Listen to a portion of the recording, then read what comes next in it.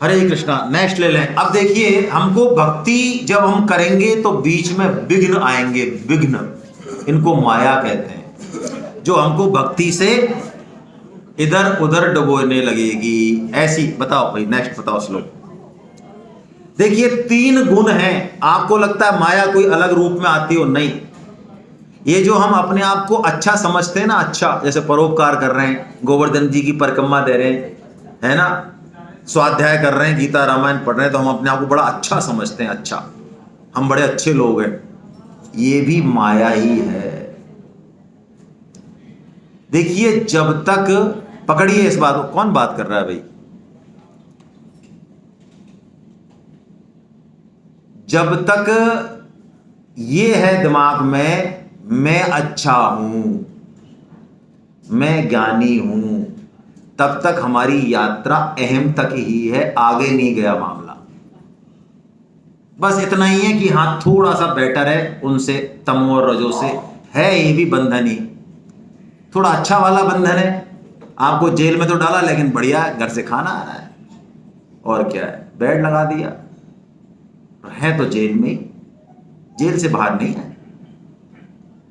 भगवान कह रहे हैं ये माया का साम्राज्य बड़ा अनंत तक है, इसलिए बीच में ही हम जो है ना, अपने आप को ज्ञानवान और भगवान का वो नहीं मानने लग जाएं, लगे रहें साधना में। ये माया से भगवान ही जो है पीछा छुड़ाते हैं हमारा। हमारा काम है, जितना समझ में आ रहा है, जितना बस की है, भगवान का काम करते चलें, भगवान की बात मानते चलें, क्योंकि माया से जीतना ब्रह्मा विष्णु शंकर उनके लिए ही संभव नहीं हुआ, हमारे लिए क्या होगा। भगवान खुद कहते हैं आगे के श्लोक में, देखिए क्या कह रहे हैं, ये माया किसकी है? मेरी है, और इसको पार करना बड़ा असंभव है। अब यदि इसको हमने भगवान की माया मान लिया तो ये पार हो जाएंगे फिर तो हम, लेकिन हमने इसको मान किसकी रखा है? अपनी माया मान रखा है। ये गड़बड़ है तो माया भगवान की, लेकिन मान किसकी रखा है? हमारी माया मान, दूसरे का माल अपना बना रखा है, इसलिए दुखी होंगे, पिटाई होगी। तो भगवान कहते हैं तू मेरी मान ले और मेरी शरण में आ जा, उसके बाद तो माया सेवा करेगी बाकायदा। ऐसा नहीं है माया भगवान की शक्ति है तो कोई हमारा कोई ये, बल्कि ये जो हमको दुख देती है ना, थप्पड़ देती है, ये भी कृपा ही है अल्टीमेटली। माया खराब नहीं है भाई। मौसी के पास आप जाओ और मौसी एक तरह चनकटा कि मैं नहीं हूं तेरी मैया, वहां जाओ उधर, तो बताओ मौसी ने बढ़िया काम किया खराब किया? बढ़िया ही किया, मैया की तरफ भेजा ना। तो ये माया रूपी मौसी क्या करती है, हम अपनी माँ को भूल के मौसी की तरफ जाते हैं, हमें लगता है मौसी बढ़िया है, तो मौसी क्या करती है, बढ़िया देख के मार देती है बीच में एक, है ना। तो मौसी से पिट पिट के भी हम नहीं सुधरे तो बताओ क्या करें। तो माया तो भगवान की तरफ भेजने वाली है उल्टा। जैसे ही हम भगवान को अपना मानेंगे, अपने आप ये माया अन्नपूर्णा रूप में प्रकट हो जाती है। जैसे स्त्री के 2 रूप है ना, एक तो भोग्या रूप है और एक अन्नपूर्णा रूप है। तो अन्नपूर्णा रूप में स्त्री कल्याणकारी है, मार्गदर्शक है, गुरु है, मां है ना। लेकिन हम उसके उस विराट रूप को भुला के एक सिर्फ भोग्या रूप में ही उसका सर्वांग देख लें, वो फिर महान पतनकारी है। और हमारी उसी वृत्ति के लिए स्त्री को जो विशेषण दिए गए, वो उस वृत्ति के कारण दिए गए, वो स्त्री पुरुष दोनों के लिए। वो वृत्ति चाहे स्त्री में हो चाहे पुरुष में हो, वो वृत्ति नुकसानदायक है। अपने आप में स्त्री और पुरुष कोई अच्छा है बुरा नहीं है ना भाई। हमें नींद आ जाती है तो बताओ स्त्री बढ़िया है कि पुरुष बढ़िया है? अरे नींद आ गई तो दोनों एक ही रहे ना, कोई भान रहा कि मैं स्त्रियों का पुरुष हूं। ये सारे देह का आवरण के बाद जैसे ही हम हटते हैं तो सब एकता ही है, वहां ऐसा कुछ है नहीं। तो भगवान कहते हैं जो केवल मेरी शरण होते हैं वो इस माया से पार चले जाते हैं, है ना। में भी देख सकते हैं कि आदमी जीवन भर अच्छा पैसा कमाता है, लास्ट में जाता है तो सब कुछ छोड़ के जाता है, कपड़े भी छोड़ के जाता है, सोने की अंगूठी पहनी होती वो भी उतार देते हैं। तो माया तो भगवान की है वो, और खुद की होती तो लेके जाता वो। सही है, इस तरह के वो तो लेके जा रहा है, वो कहाँ कपड़े उतार के जा रहा है, वो तो तुम उतार लेते हो। जिस आदमी ने कमाया वो है ही छोड़ के जा रहा है, छोड़ नहीं जा रहा, डबल छूट रहा है, कोई नहीं छोड़ता है, डबल छूट रहा है। तो लपड़ पड़ते, लपड़ जब छूटता है, हिम्मत थोड़ी है हमारी ले जाने की। हम छोड़ दें जब तो हम योगी नहीं हो जाए क्या? छोड़ने का भी मतलब क्या है? भौतिक रूप से छोड़ना नहीं है, मन से छोड़ना है। सदुपयोग की मना नहीं है, सदुपयोग तो पूरा और अच्छे से होगा। बल्कि आप ट्रेन में जाते हो तो आपकी बर्थ पे कोई बैठ जाए तो आप उसको कहते हो ना, भैया ये मेरी है, उठ यार, करते हो ना, हटाते हो अपनी बर्थ पे, टेबल को लगाते हो तौलिया वोलिया और बढ़िया। लेकिन कहीं ना कहीं, और उस ट्रेन में मान लो बर्थ में टूट जाए वो बर्थ, उसका बोल्ट खराब हो जाए, तो घर पे आके कहते होगे यार भाई साहब बर्थ का बोल्ट खराब हो गया, भाई टेंशन हो रही है यार। याद आती है कि बर्थ आपको? क्यों, वो तो लाई है आपको 12 घंटे का सफर करा के। याद आती है? क्यों नहीं आती है? अरे वो हमारी है ही नहीं बर्थ। हाँ पता है, यूं चाहिए। और मान लो घर का कोई सामान खराब हो जाए, तिजोरी खराब हो जाए, गाड़ी खराब हो जाए, तो याद आती है? हाँ, तो याद आती है। तो वो भी काम ही कर रही है और ये भी काम ही कर रही है, तो क्या फर्क रहा? फर्क रहा हमारी मान्यता में। तो मान्यता ठीक हो गई तो ऐसा थोड़ी है कि मेरी मान्यता यदि मैंने भगवान की मान ली तो घर उड़ जाएगा, इधर देखा तो पत्नी उड़ गई, सब उड़ गया, अकेला रह गया, ऐसा हो जाएगा? सब रहेंगे और उल्टे अच्छे तरीके से रहेंगे। बस समझ में आ गया कि ये मेरे नहीं है, सदा के लिए, कुछ समय के लिए मिले तो बस सदुपयोग कर लो इनका, इतना ही मतलब है। उसके बाद छूट जाए आज तो फर्क नहीं पड़ेगा, और नहीं छूटे तो फर्क नहीं पड़ेगा। छोड़ने का मतलब गीता में मानसिक से है ना? तो देखिए ये तीनों गुणों का भगवान ने बताया। 3 गुण हम सब में होते हैं। कौन कौन से? जल्दी से करें। सत, रज और तम। सत मतलब हमारा सत्संग में मन लग रहा है, ज्ञान में, स्वाध्याय में, परोपकार में, अच्छी बात है। लेकिन सत भी बांधेगा। अभी बात हो गई हमारी, जब हम इसको अंतिम मान लेंगे, है ना, हमें रस आने लगेगा कि देखो गीता पढ़ ली और उस दिन जो हमने श्लोक बोले भाई साहब सबको आनंद आ गया, हमारे जैसा कोई नहीं है। यानी इस सतोगुण में भी अभिमान का अंश यदि आ गया, मैंपन आ गया, तो ये सतोगुण है तो अच्छा, लेकिन फिर भी बंधन हो जाएगा। रजोगुण का मतलब पकड़, राग, आसक्ति। हम सब में ये गुण कूट कूट के भरा हुआ है। कौन सा? रजोगुण। हम सब में, जितने भी कलयुग में मनुष्य होते हैं उन सब में रजोगुण बहुत ज्यादा होता है। हम सब में आसक्ति बहुत विशेष है। अर्जुन की भी आसक्ति अपने स्वजनों में विशेष है। और तमोगुण ये निद्रा, आलस्य, प्रमाद, ठीक है ना? तो इसको भी तो हम हटाएं। अब इनसे दूर कैसे जाएं, भगवान ने 14वें अध्याय में बताया, लेकिन एक सरल रास्ता बताया। हम पूरे 14वें अध्याय को नहीं लेके एक सरल रास्ते की तरफ ले जा रहे हैं। भगवान कहते हैं अर्जुन इन तीनों गुणों का तेरे को पार करना है ना, तो क्या कर तू? अव्यभिचारेण भक्ति से मेरा सेवन कर। अव्यभिचारेण मतलब व्यभिचार नहीं हो। व्यभिचार मतलब हमारा संबंध 2 से नहीं हो। किससे हो? 1 से हो। यदि देह को हमने केंद्र में रखा, देह को मतलब शरीर को, शरीर के अंदर जो आत्मा और आत्मा के अंदर जो परमात्मा, जो जिससे हमको चैतन्य मिल रहा है, जीवन मिल रहा है, जो मूल में है, यदि उसको हमने वरीयता नहीं दी तो हमारा संबंध 2 से रहेगा ही। लेकिन यदि इसको वरीयता दे दी तो फिर हमारा शरीर संसार में रहते हुए, सारे व्यवहार करते हुए भी हमारा संबंध 1 से ही रहेगा। फिर व्यभिचार नहीं होगा, अब व्यभिचार हो जाएगा। ये बहुत जरूरी है। भगवान पे आश्रय, भगवान से संबंध होना चाहिए, है ना? नेक्स्ट, अब देखिए भक्ति योग से भी और ऊपर की चीज, लास्ट चीज भगवान अब बता रहे हैं, अंत में बता रहे हैं। बिल्कुल भक्ति योग भी नहीं हो पाया मान लो, तो ये कृपा योग है। अब कृपा योग क्या है? हमारी चर्चा इसी पे शुरू हुई थी। भगवान की कृपा का अनुभव जो पता नहीं किस रूप में घट रही है, गीता के रूप में, गुरु के रूप में, माता पिता के रूप में, पड़ोसी के रूप में, धन के रूप में, घर के रूप में, पता नहीं किस रूप में घट रही है, हमारे कोई दोस्त के रूप में, पता नहीं घर में कौन सी पारमी है ऐसी जिससे हमें मार्गदर्शन मिल रहा है। यानी भगवान की कृपा इतने अनंत हेतुओं से घटती है कि उसको हम पकड़ लें, पहली बात। और ये विश्वास करें कि हम कोई ऐसे ही नहीं है, भगवान के बेटे हैं, हम राजा के बेटे हैं। ये जितने भी हमारे अंदर जो दुर्गुण दुराचार दिखते हैं ना, कमियां दिखती हैं, इसलिए दिखती हैं कि हमने अपने आप को भगवान का बेटा मान नहीं रखा। तो भगवान यहां घोषणा कर रहे हैं, वहां तो कर आए 15.7 में कि तू मेरा ही बच्चा है, लेकिन यहां पे और कह रहे हैं कि तू मेरा बच्चा है तो बता तेरा डीएनए और मेरा डीएनए सेम होगा कि नहीं होगा? अरे जैसे गुण मेरे में है वैसे तेरे में होंगे कि नहीं होंगे? होंगे ही। तो भगवान वही कह रहे हैं कि तेरे अंदर दैवी संपत्ति है। दैवी संपत्ति मतलब भगवान में जो गुण है वो हम सब में है, लेकिन वो गुण क्या हो गया? छिप गए। तो उन गुणों को प्रकट करना है, ये मूल बात है, अर्जित नहीं करना।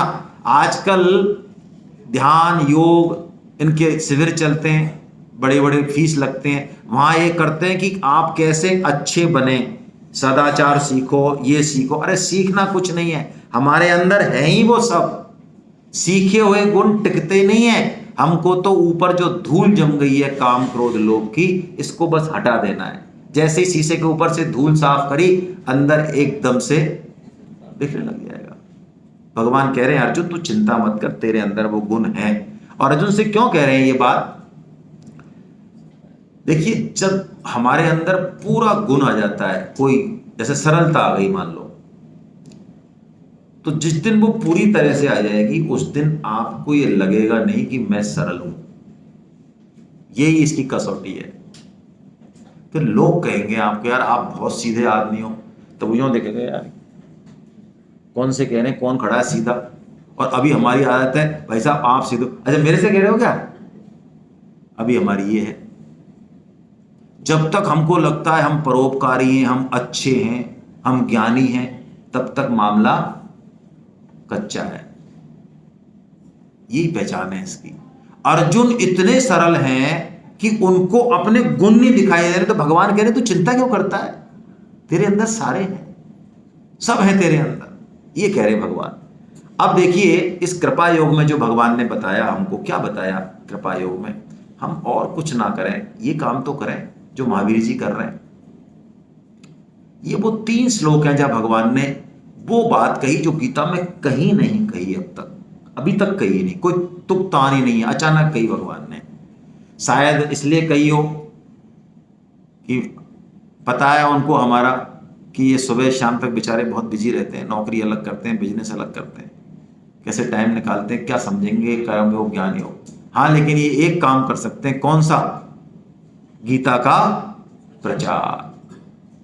जिन लोगों को ये जानते हैं उनको गीता प्रचार से जोड़ दें, गीता क्लास से जोड़ दें, गीता सेमिनार से जोड़ दें, तो इतने में ही भगवान प्रसन्न हो जाते हैं। हमारे सुधीर जी इस चीज को बड़े अच्छे तरीके से कहते हैं। भाई सुधीर जी बड़े मार्मिक तरीके से कहते हैं, मैं नट सेल में ले रहा हूं, कि किसी माँ का कोई बच्चा खो जाए और कोई उस बच्चे को 2 घंटे 4 घंटे बाद रिक्शे में बैठा के और उस माँ के पास पहुंचा दे। अब बताओ माँ उस रिक्शे वाले से क्या उसका बिक जाएगी, माँ इतनी प्रसन्न हो जाएगी कि तू भैया मेरे स्कूल ले आया। ऐसे ही हम एक व्यक्ति को भी यदि गीता में लगा दें, हम तो चलो जैसा भी है समझ में आ रही है नहीं आ रही, लेकिन चलो हो सकता है सामने वाले क्या जाए, है ना। मास्टर जी पढ़ाते तो जरूरी नहीं है सब मास्टर ही बनेंगे, कलेक्टर ही बन जाते हैं उनमें से। मास्टर जी तो नहीं बने लेकिन वो बन जाता है कलेक्टर। तो हमने किसी को लगाया और वो भगवान की तरफ मुड़ गया, मान लो एक बंदा भी भगवान को मिल गया, तो भगवान तो इतने राजी होते हैं कि ओहो ये मेरा खोया हुआ बेटा जो करोड़ों जन्मों से घूम रहा है, ये जो है। अब बताओ हमने यदि लगाया उसको और वो पहुंच गया तो हमारी क्या हालत होने वाली है, हैं? हम रह जाएंगे क्या पीछे गाड़ी में? रह नहीं सकते। हम कुछ नहीं कर रहे हैं, चाहे रोटी तोड़ रहे हैं तो भी नहीं रह सकते। यही मजा है। आपको पता है हमारे यहाँ ऐसे कुछ बैठे हैं जो परम सेवा करते हैं, मैं चर्चा करूंगा आगे, वो भी यही बात है उसके पीछे भी। तो क्या है 3 श्लोक? भगवान कहते हैं जो पराभक्ति करके इस गीता ग्रंथ को मेरे भक्तों में कहेगा वो मुझे ही प्राप्त होगा। तो देखिए हम फालतू के आयोजन करते रहते हैं, महावीर जी ने कितना बढ़िया हमें एक मार्गदर्शन दिया है सभी को। सेवानिवृत्ति के समारोह को भी उन्होंने गीता ज्ञान से जोड़ दिया। हम सब बैठे थोड़ा तसल्ली से बात तो कर रहे हैं, देख रहे हैं, महसूस कर रहे हैं आपस में। और नहीं तो क्या है, एक हवाई फायर होगा, मैरिज गार्डन होगा, वहां आएंगे लोग चमक धमक से और गिफ्ट विफ्ट देंगे और बस हाय हेलो करके खाना खाया और चल देंगे। यहाँ कम से कम तसल्ली से बैठे तो सही, जैसे पहले बैठा करते थे मूर्ख लोग, हैं शादी ब्याहों में 3-3 दिन बातचीत करते थे, और बुआ कैसी है तो भैया हैं।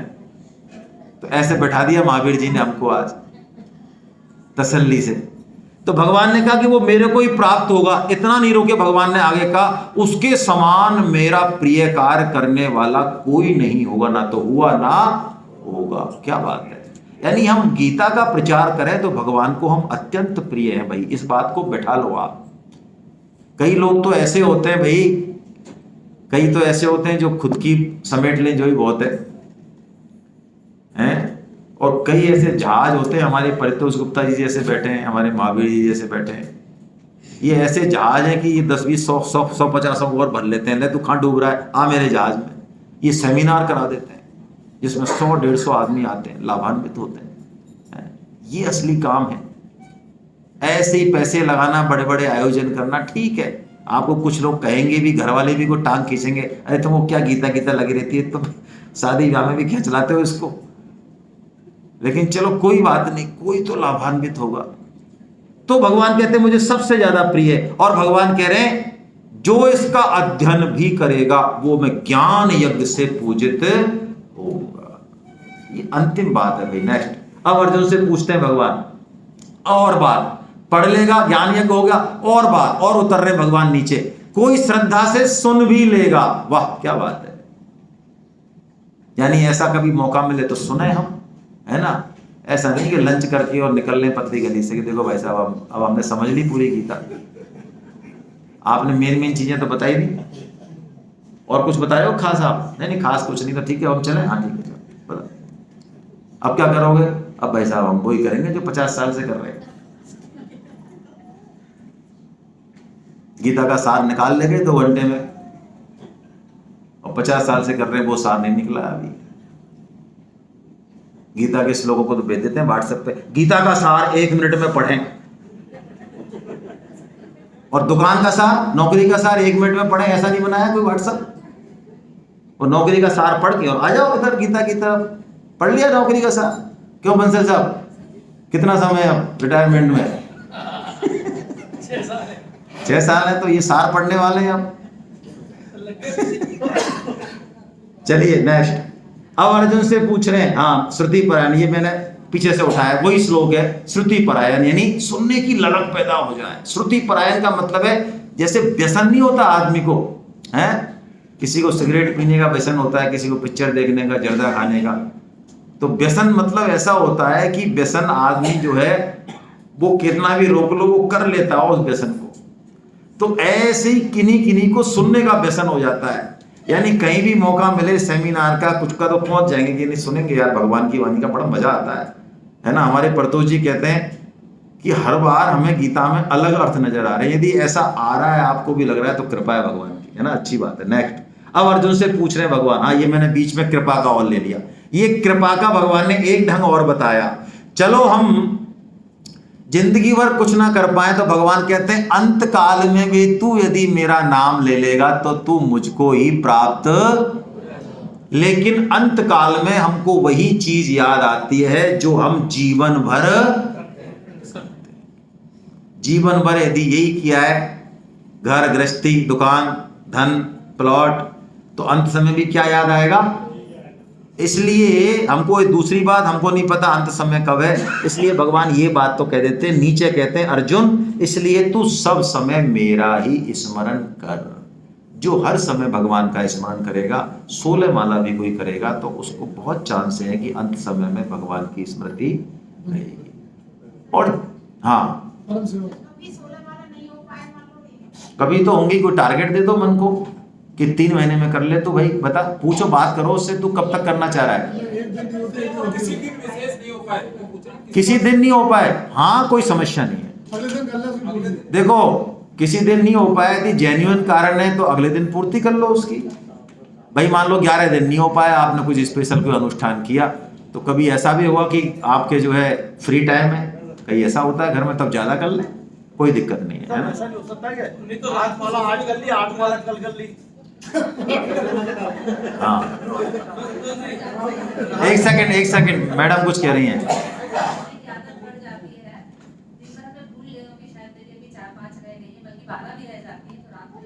याद आ जाती है जब आप करने लगोगे ना तो अपने आप हो जाएंगी। करवाते ठाकुर जी कराते हैं, करो नहीं, इतना कष्ट मत दो आप कि 8 आज करें और 8 कल करें। ऐसा करो, रोजाना 1 करो, 16 दिन में 16 करनी है। ऐसा कर सकते हैं? हाँ कर सकते, क्या दिक्कत है फिर 2 रोज करो, फिर 3 रोज करो। भाई? अभी भी आप नहीं कर रहे तो काम चल ही रहा था ना, ऐसा कर अभी क्या दिक्कत आ रही थी? 4 अभी कर लिया और 12 दामोदर कर लिया। और भी बढ़िया तरीका है। ये कह रहे हैं, 2-3 रात कर ले। सोते समय करोगे ना तो पूरी रात सपने में माला ही चलती रहेगी तो अपना भी हो जाएगा। देखिए 16 माला करनी है, इसमें क्या छुपा हुआ है, इसके क्या फायदे हैं, हम इस पे ज्यादा चर्चा नहीं करें। कुछ चीजों पे चर्चा नहीं करनी चाहिए, उनको करना चाहिए। हम लोग हर चीज को बुद्धि का विषय बनाते हैं, ऐसा नहीं है। कोई चीज ऐसी होनी चाहिए। इनका प्रश्न है कि 2-3 बार में कर सकते हैं। हाँ कई बार में करो ना ऐसे, पर आपने कहा 2 आज कर लें फिर कल कर लें, ऐसा नहीं हो। मतलब जैसे 2 आज सुबह कर ली, दोपहर में कर ली। हाँ, वो कर सकते हैं। कोई एक टारगेट फिक्स करो कि भैया रात को जब बिस्तर पे जाऊंगा तब मेरा पूरा कोटा पूरा होना चाहिए। भाई दुकान पे जाते हो आप, मैं मतलब उदाहरण दे रहा हूँ, आप अपने पर्सनल मत लेना, ये मेरे लिए लागू मान लो। तो एक टारगेट होता है कि भाई हमारा 5-1 हज़ार का बिजनेस होता है दिन में डेली। तो मान लो जाते ही 5,000 का कड़का हो जाए, एक ही बार में एक ही ग्राहक ले जाए, तो आप आ जाते हो घर में बंद करके? नहीं आते हो, बैठे रहते हो। बस तो ऐसे ही यहाँ है, किसी दिन 16 भी हो जाए तो और आगे बढ़ जाए, है ना। 16 तो एक लिमिट बताइए, इतना तो करें ही करें। ज्यादा कुछ भी कर सकते हैं। हाँ ज्यादा तो खूब करें, कोई दिक्कत नहीं। तो देखिए ये ऐसा श्लोक है, हमको यदि आप गीता पढ़ रहे हैं, गीता प्रचार कर रहे हैं, माला कर रहे हैं, तो इसकी कसौटी यही है कि हमारी मृत्यु के समय हालत कैसी है। तोता राम राम बोलता है, लेकिन बिल्ली आ जाए सामने तो टें टें बोलता है। हम गीता की तो बात करें और मरते समय हमें डर लगे, हैं, हालत हमारी खराब हो जाए, तू क्या, तेरा क्या होगा भैया, हैं, दुनिया भर की हम वही सारे ऊट पटांग हरकत करें, तू खाए और बेटी खाए और पोता खाए और पोती खाए और सोने की ईंट खाए, माही रखिए सब वृत्ति। तो इसका मतलब हमने ना जीना सीखा, ना हमने मरना सीखा, पतन होगा हमारा। अंत समय में ऐसा भाव हो एकदम, ये गीता पढ़ने का और माला करने का और गीता प्रचार से हमें मिलेगा 100%, ऐसा भाव हो जाए कि मृत्यु आना ही है एक दिन, और मृत्यु का वेलकम करे आदमी। संत जो है, जैसे कोई प्रेमिका मिलने आ रही हो ना, जैसे प्रेमिका से मिलने के लिए प्रेमी तड़पता है, ऐसे संत भगवान से तड़पते हैं, उस मृत्यु रूप में भगवान को देखते हैं वो। कबीर जी कहते हैं ना, जा मरने से जग डरे मेरे मन आनंद, कब मरी हो कब भेंटी हो पूरन परमानंद। उस मृत्यु रूप में भी उन्हें भगवान के दर्शन होते हैं। तो मृत्यु में हम समता में रहें, भगवान का स्मरण रहे, ये भक्त की निशानी है। इसी से पता चलता है कि हमने जिंदगी भर क्या किया। गीता जीना नहीं सिखाती, गीता मरना सिखाती है। क्योंकि जो मरना सीख गया ना, वो रोज रोज नहीं मरेगा, फिर वो जिएगा अच्छे से। लेकिन जो मरना नहीं जाना कि मरने का क्या तरीका है, फिर वो रोज मरेगा। नेक्स्ट, अब अर्जुन से पूछ रहे हैं, बता भाई अर्जुन, तूने कुछ ठीक से सुना या ऐसे ही तू पनीर पकौड़े में रह गया है? क्या पनीर पकौड़ा था क्या? हलवा में पनीर पकौड़े। तो अर्जुन जवाब देता है, उससे पता चलता है कि वास्तव में अर्जुन ने बहुत तरीके से सुना है। जबरदस्त जवाब है अर्जुन का ये। और ये वो श्लोक है जो अर्जुन ज्यादा से ज्यादा कर सकता है। अर्जुन मतलब हम भगवान के लिए जो कर सकते हैं टॉप से टॉप, यानी इससे ऊपर करने के लिए हमारे पास शास्त्र कुछ कहता ही नहीं है, कुछ नहीं है इससे ऊपर। कोई भी भक्त जो अब तक हुआ है, बड़े से बड़े भक्त जितने भी हुए हैं, वो इसी लाइन में है सब। क्या लाइन है भैया ऐसी?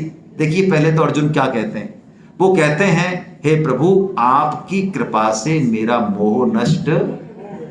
किसकी कृपा से नष्ट हुआ? इसका मतलब अर्जुन ने कोशिश नहीं करी क्या, प्रश्न नहीं पूछे क्या, जिज्ञासा नहीं करी क्या? सब काम करे, लेकिन सिद्धि में किसकी कृपा मान रहे हैं? यही होता है, साधन हम कर सकते हैं, लेकिन साधन की सिद्धि कौन कराते हैं? भगवान। अब पहचान क्या है कि तेरा मोह नष्ट हो गया? पहचान ये है लास्ट के शब्द जो अर्जुन बोलते हैं, इसके बाद भगवान को जरूरत नहीं है, कुछ भी नहीं बोले भगवान, जरूरत ही नहीं है। अब ये हाईएस्ट चीज है, अर्जुन ने कह दिया करिष्ये वचनम तवा, अब मैं आपकी आज्ञा का पालन। क्या बात है। अब अर्जुन ने ये नहीं कहा कि मैं युद्ध करूंगा ना, युद्ध करना और नहीं करना एक ही बात है। ये तो सब भारी आडंबर है हमारे। भगवान को युद्ध कराने की जरूरत है क्या है? ये कोरोना भेज दिया ना भगवान ने, कितने गए? जरूरत है भगवान को युद्ध कराने की? भगवान सोच लें, संकल्प करते सृष्टि प्रकट हो जाए, तो संकल्प से कौरवों का वध नहीं हो सकता क्या? कौन सी बड़ी बात है? युद्ध बड़ी बात है भगवान के लिए। वो युद्ध करने से या नहीं करने से हम प्रभावित होते हैं, हमारा कल्याण होता है, ये बात है। भगवान को क्या पड़ी है युद्ध से? तो अर्जुन भी इस बात को अब समझ गए कि भगवान का युद्ध कराना ध्येय नहीं है, धर्म की संस्थापना ध्येय है। और इसीलिए आप देखिए भगवान ने किसी को भी नहीं छोड़ा, पक्षपात नहीं है। अधर्म के पक्ष में जो भी खड़ा है उनकी सम्मान किया, उनके सामने झुके, उनकी पूजा की, भगवान ने चरणों में झुक गए, छोड़ा नहीं, लेकिन ढहा दिया उन स्तंभों को, चाहे वो भीष्म हो चाहे द्रोण हो। और अर्जुन इसलिए अर्जुन है, धर्मराज को गीता शायद भगवान ने इसलिए नहीं सुनाई।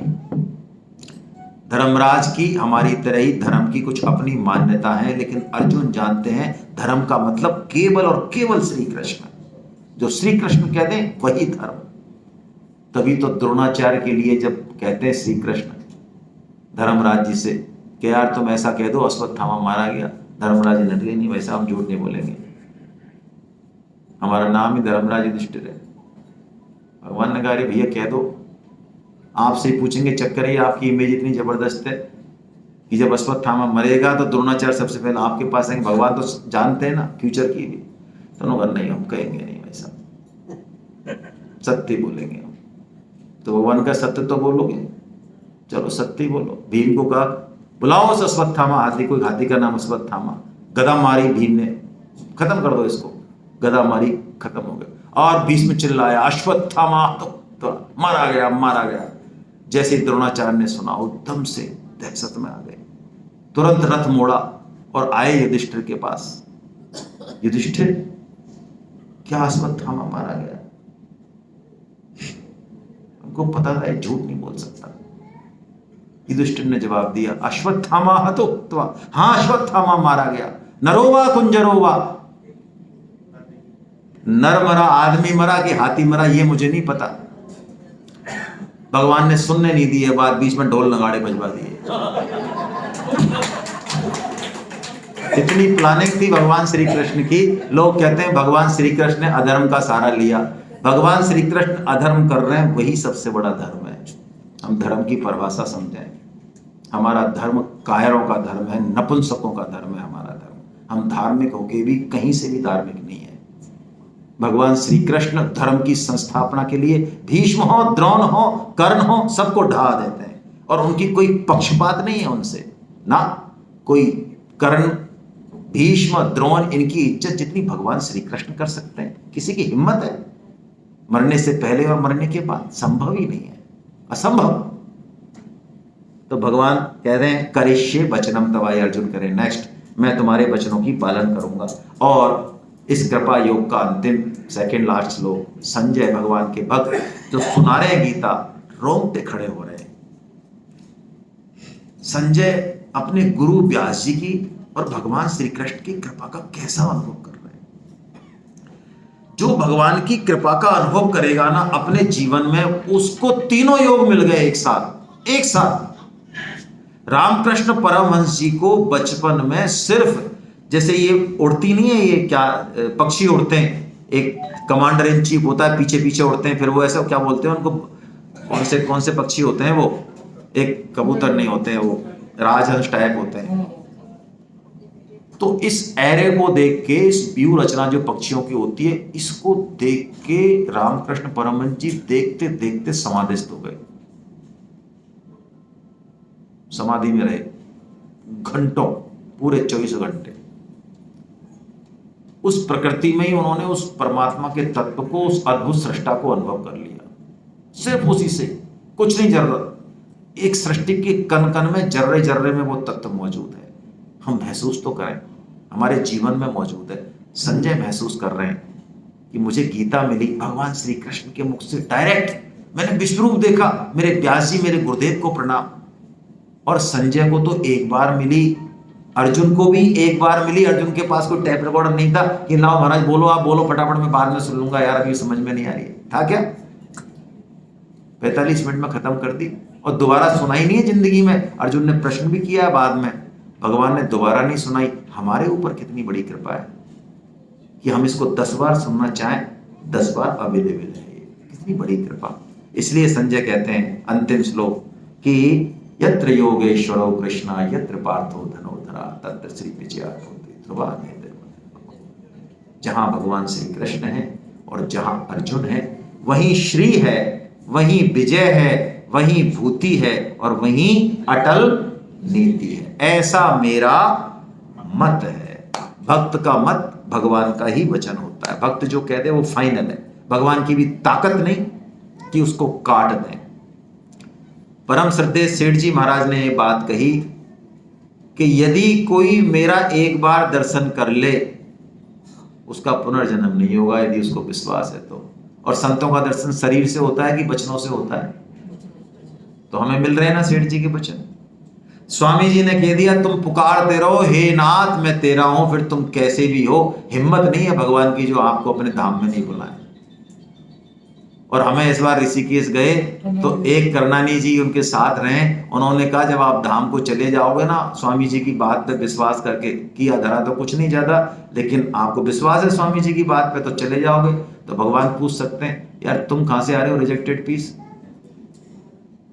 तो कह देना स्वामी जी ने भेजा है। तो भगवान यहाँ चुप हो जाएंगे, हिम्मत नहीं है उनकी कुछ बोल जाए। स्वामी जी ने भेजा है, हम तो हिम्मत है भगवान की।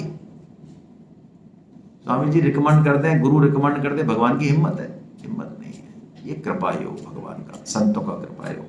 हरे कृष्णा हरे कृष्णा, हे नाथ मैं आपकी शरण में हूं, आप कृपा करें, मैं आपको भूलूं नहीं। नारायण नारायण नारायण नारायण। महावीर